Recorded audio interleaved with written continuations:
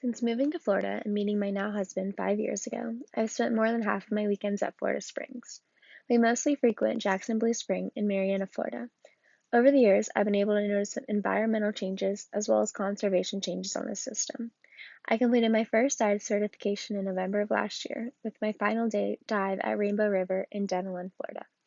This system is a national natural landmark and has an annual attendance in the state park of over 300,000 people.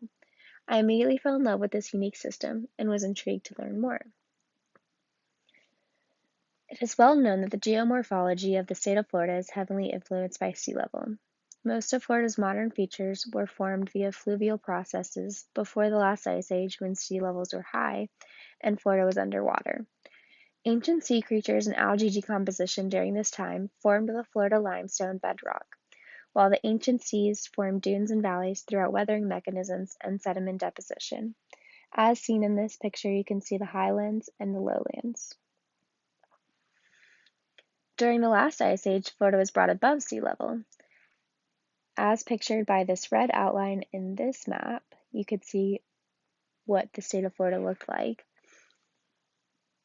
And then as that ice age ended, approximately 11,000 years ago, and sea level rose, Florida was brought to its present form, as pictured.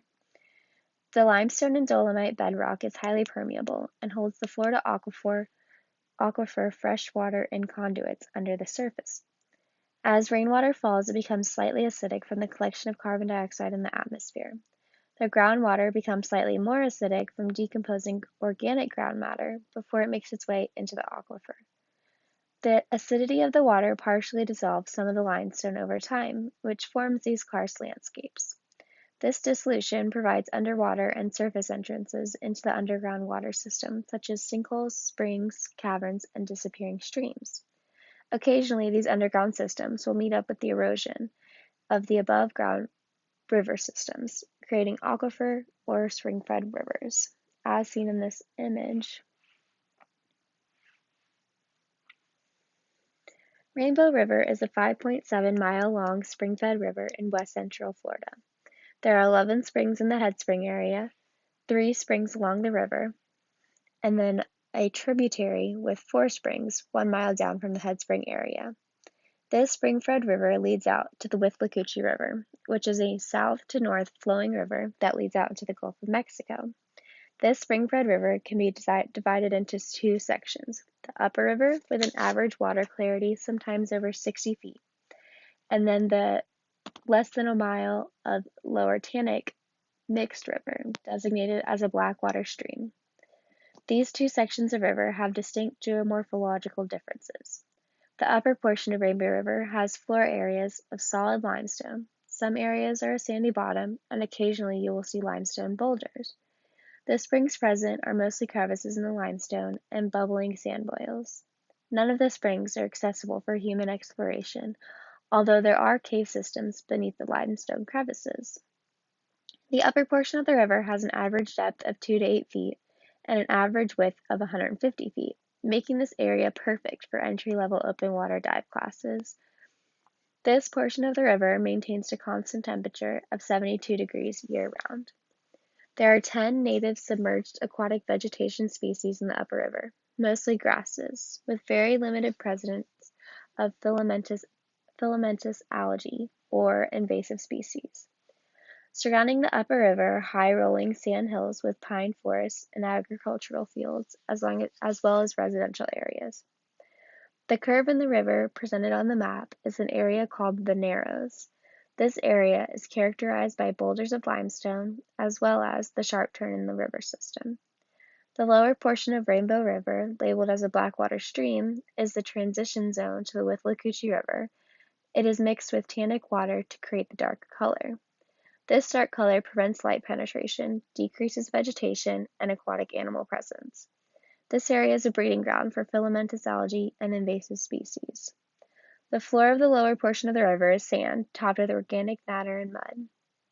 There are seasonal fluctuations in water temperature that are influenced by the Withlacoochee River. The lower portion of the river has steep banks, as well as a mix of floodplain swamps. Rainbow River, like many spring-fed rivers, maintains a relatively stable discharge rate. Therefore, the structure of this river is relatively constant.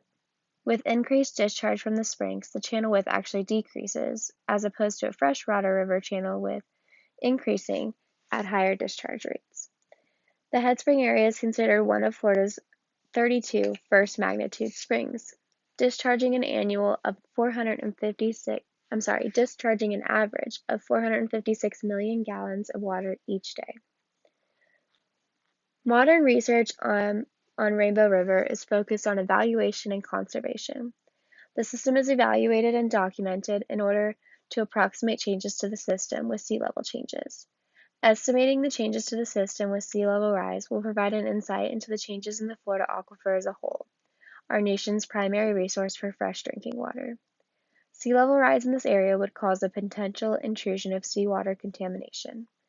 Conservation research on the system is based around resource mapping, modeling, and monitoring. Maintaining data on conditions of this river system allows scientific evaluations to be conducted on potential outcomes with specific conditions. In 2005, the Florida Department of Environmental Protection created the Florida Aquifer Vulnerability Assessment, a GIS program that monitors groundwater infiltration areas and specific areas of concern based on their level of vulnerability, as pictured on the right.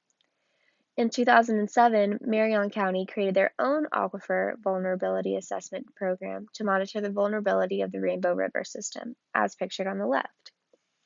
Conservation techniques for the Rainbow River system have been in place since 1972, when the state of Florida created legislation to monitor the minimum levels for the aquifer.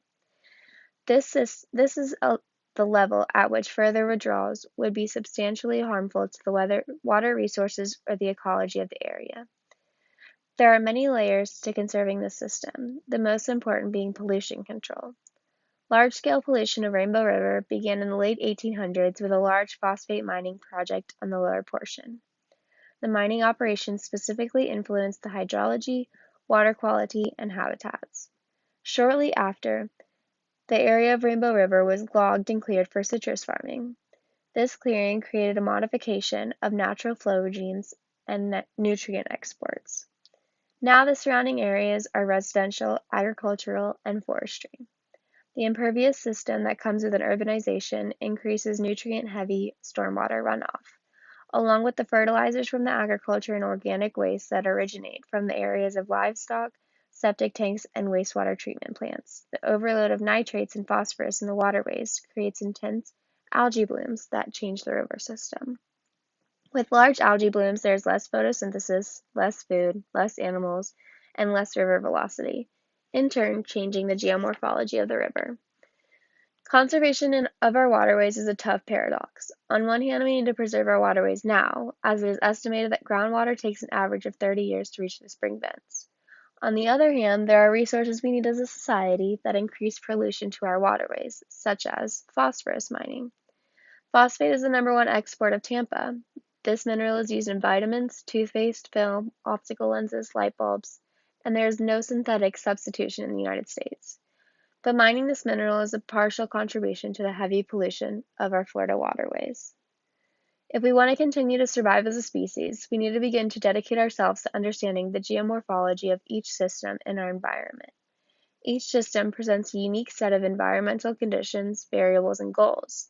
In order to conserve our systems, we need to identify the causes of degradation and eliminate or remediate those causes. Understanding and monitoring our systems is key.